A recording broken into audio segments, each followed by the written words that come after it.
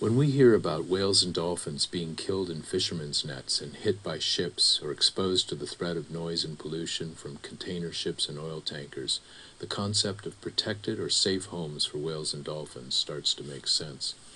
I'm Eric Hoyt with WDCS, the Whale and Dolphin Conservation Society, and I'm going to take you around the world on a Google Earth tour to see 12 of the key proposed protected areas and networks for whales and dolphins. Most of these are great whale watching spots, so you might want to visit. We at WDCS are working with local groups, tourism, environment, and ocean ministries, and international conservation organizations to try to get them protected. Now, as we zoom into Western Scotland, the government here has promised to create a network of protected areas for Scotland's marine life. You can fly or swim along with us. Our proposed Hebrides Marine Reserve and Cetacean Critical Habitat Network features bottlenose and Risso's dolphins living close to shore and some of the highest harbor porpoise densities in Europe.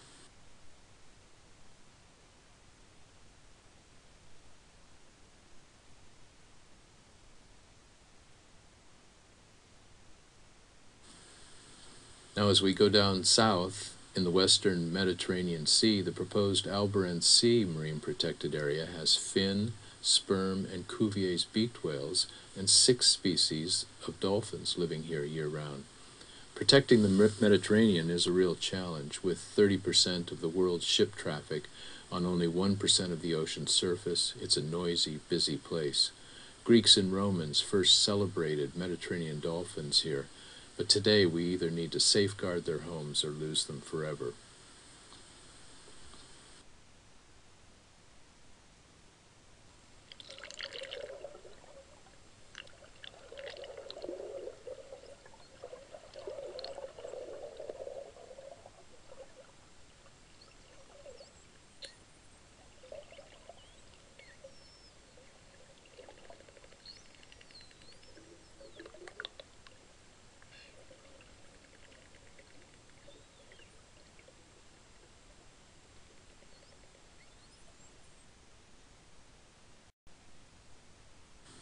Now, heading west across the North Atlantic, we fly low over the proposed southeast shoal of the Grand Bank, MPA.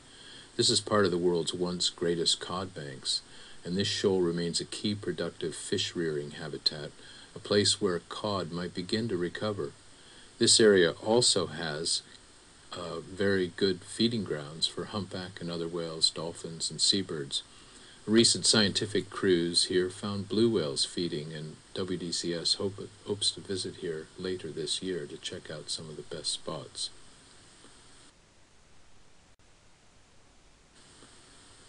Following humpbacks and other whales as they swim south in the North Atlantic, for the winter breeding season we come to the Agoa Sanctuary. Declared in 2009 by France, it covers all of French Caribbean waters. Proposals are to extend this sanctuary to neighboring island waters, including the Dutch Caribbean, who've said they're interested in making a joint sanctuary.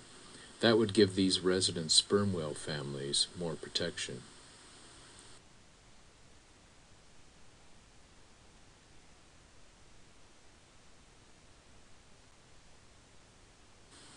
Now, moving inland and crossing the Amazon-Orinoco Basin draining South America, we follow 4 species of dolphins upriver, passing many of the areas that are being linked together as the South American River Dolphin Protected Area Network, or SARDPAN.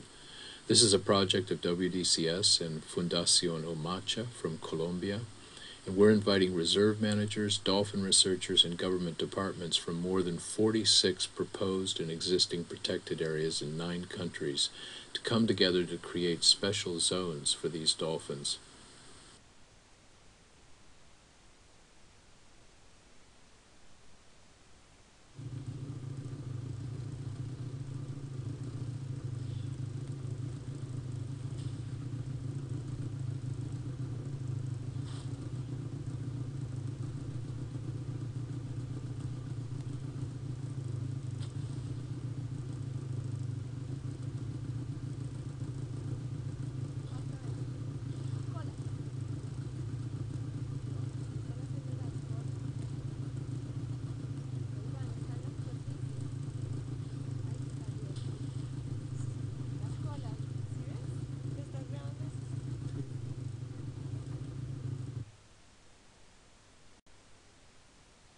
Flying around Africa to the Indian Ocean, we might imagine sailing with Portuguese discoverers and spice traders en route to the East Indies. Writing in their logbooks in the 16th century, they noted a vast seagrass area in the middle of the ocean. The proposed Saya de Mala Bank, MPA, on the high seas of the western Indian Ocean is the world's largest submerged banks. Rarely visited, as they are a hazard for ships now, the bank's rich seagrass ecosystem offers productive feeding areas on and around the banks for blue, humpback, and sperm whales.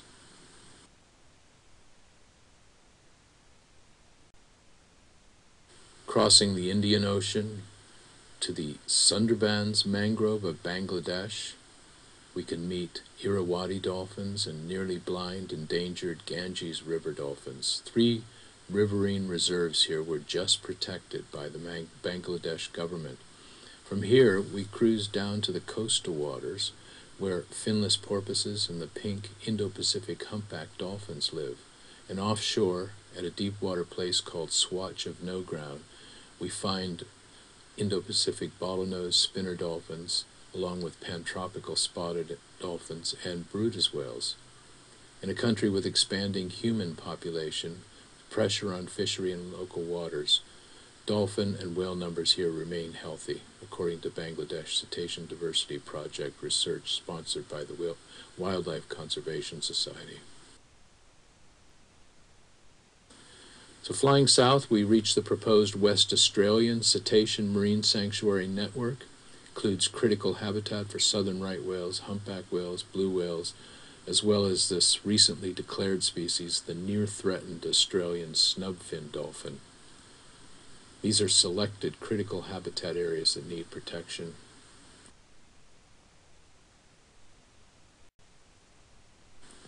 The Coral Sea on the other side of Australia, also a very, very important area for protection, which joins the Great Barrier Reef. And now we head for New Zealand, which has had its own program to designate marine protected areas, beginning with protection for its endemic endangered New Zealand dolphin, also known as Hector's dolphin, but much more needs to be done. The proposed New Zealand Dolphin Sanctuary focuses on expanding the protection to cover the prime dolphin areas all around New Zealand, up to 100 meters deep, to rescue this charismatic species.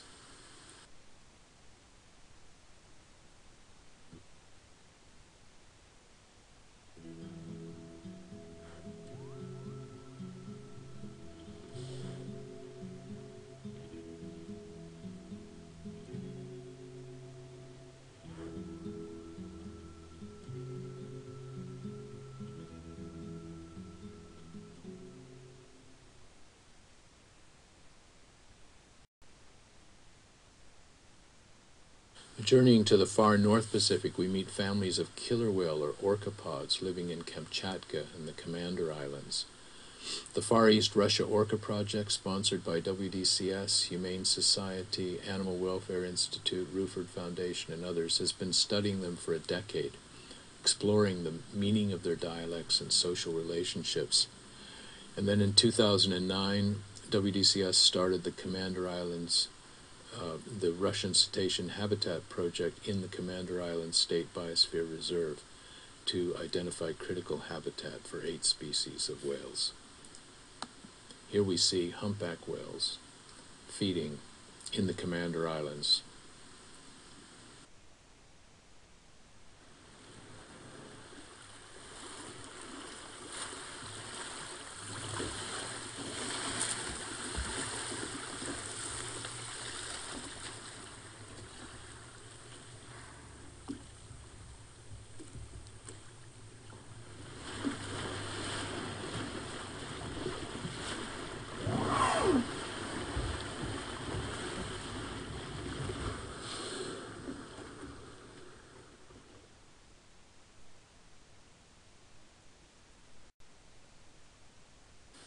Now, in the opposite southeast corner of the North Pacific is a large-scale oceanographic phenomenon called the Costa Rica Dome. This shoaling of the strong, shallow thermocline of the eastern tropical Pacific with its cold, nutrient-rich waters has become very productive. The proposed Costa Rica Dome MPA offers a rare year-round feeding and breeding ground for endangered blue whales. Sperm and other whales and various tropical dolphins are also living here, and endangered sea turtles move back and forth to Costa Rica beaches. Various shark and other top predator fish species are abundant. WDCS was the first to propose this area, and now we're working to help protect it as a high seas marine protected area. Now finally we journey to the furthest southern ocean outpost on Earth, the site of the so-called last ocean, the icy Ross Sea. This area has the highest primary productivity in the Southern Ocean and a largely intact, near-pristine ecosystem. In the global commons of Antarctica, it is time to make a stand for high protection. The Ross Sea should be the jewel in the crown of the long-awaited Antarctic Marine Protected Area Network. The Ross Sea Region Marine Reserve, a highly protected 1.4 million square mile natural outdoor laboratory promoting research into climate change and how ecosystems work, must be protected.